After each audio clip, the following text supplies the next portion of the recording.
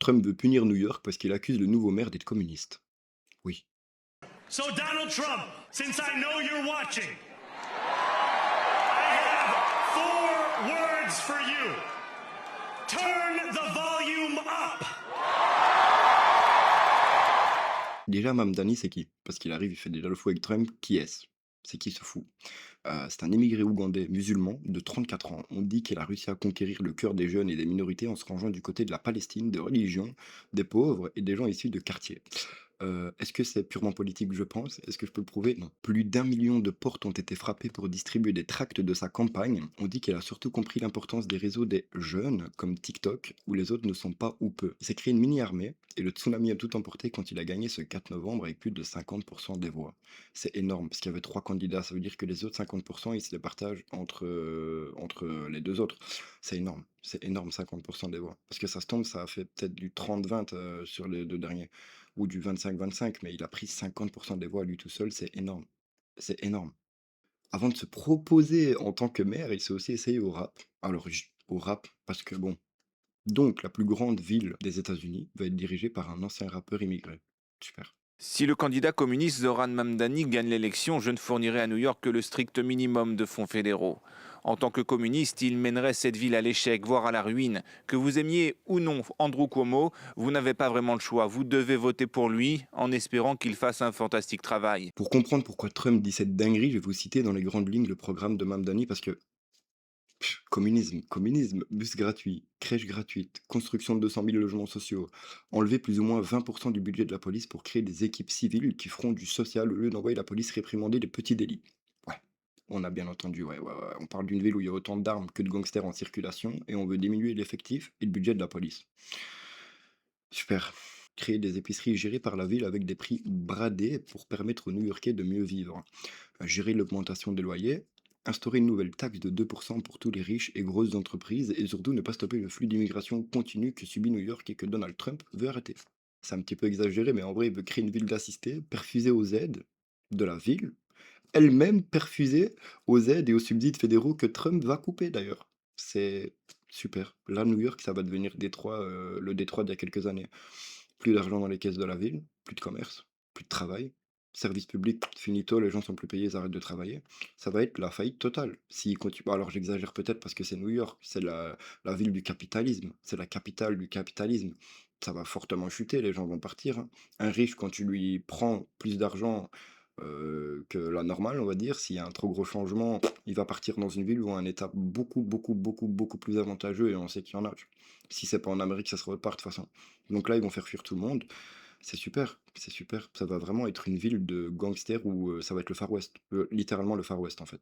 En réalité, les New-Yorkais se sont mis tout seuls dans la sauce parce que Trump les avait bien mis en garde que si ce communiste passait, il allait couper toutes les aides fédérales que l'État envoie chaque année à New York jusqu'à nouvel ordre. Et on connaît Trump, il va le faire. Le gouvernement est déjà en shutdown, donc là je vais devoir lire parce que c'est très compliqué, mais en gros, les employés des services publics et fédéraux ne sont pas payés en raison d'un bras de fer budgétaire au Congrès, où les républicains, donc le parti de Donald Trump, exigent des coupes massives dans les dépenses sociales et des réformes strictes sur l'immigration, tandis que les démocrates, donc le parti de Mamdani, bloquent tout accord pour forcer des compromis. Et Trump ne fera pas de compromis. Trump est un businessman milliardaire, il sait qu'il va les faire flancher au bout d'un moment parce qu'il a le pouvoir avec lui en plus de ça. C'est chaud, c'est chaud. Et même avec la meilleure des volontés, le maire de New York, il pourra pas réaliser tout ce qu'il a dit. C'est le limite du mensonge. Il a dit qu'il allait rendre les bus plus rapides. Mais comment tu vas régler le problème de la circulation massive depuis des décennies dans New York, alors que, enfin, tu viens d'arriver, mec, t'as aucune expérience, comment tu vas faire? Et personne s'est posé la question, ça fait des décennies qu'il y a ce problème. On a déjà essayé de le régler, ce problème de la circulation, des bus tout le temps en retard, des métros bondés. Comment il va faire pour y arriver? Ils se sont pas posé la question, ils lui ont pas posé la question. OK? Et en plus de ça, il veut les rendre gratuits. C'est n'importe quoi. Moi, je vous le dis, si l'âge, c'était 30 ans minimum pour voter, il serait jamais passé, parce que les anciens et les adultes, ils comprennent la vraie vie, ils connaissent plus ou moins Trump, c'est pas des petits jeunes de 18 ans qu'il a attrapé sur TikTok. Ah, il serait pas passé, jamais. Trop dangereux de jouer avec Trump. C'est beaucoup trop dangereux. Il l'avoue lui-même, de toute façon.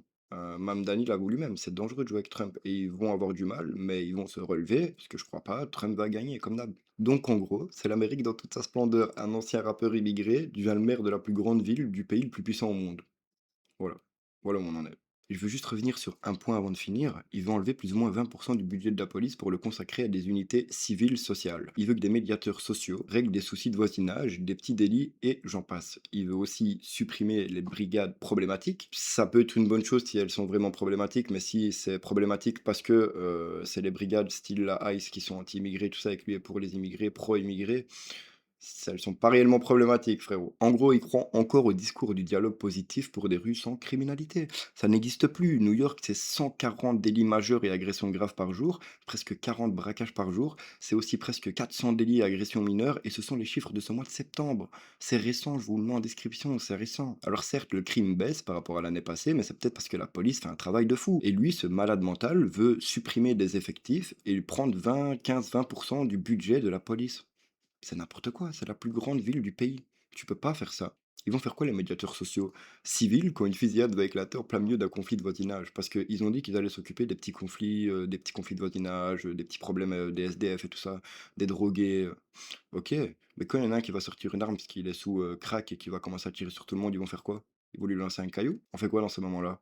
On appelle la police, donc en attendant, le mec il a le temps de rafaler 10 personnes. Non, ça pue la merde cette idée. C'est plein d'armes là-bas, les gars. C'est dangereux. Je comprends même pas comment ils croient encore à cette utopie. C'est un truc de fou. Je pense qu'ils sont tellement progressistes qu'ils vont même pas la faire avancer, la ville, hein. Ils vont la faire reculer.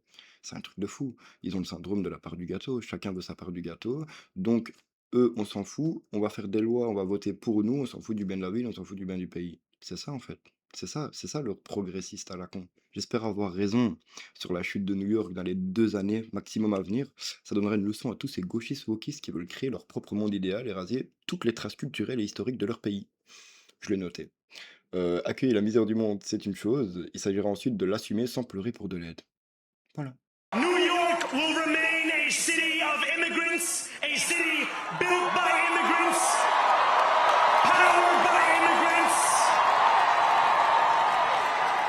and as of tonight, led by an immigrant.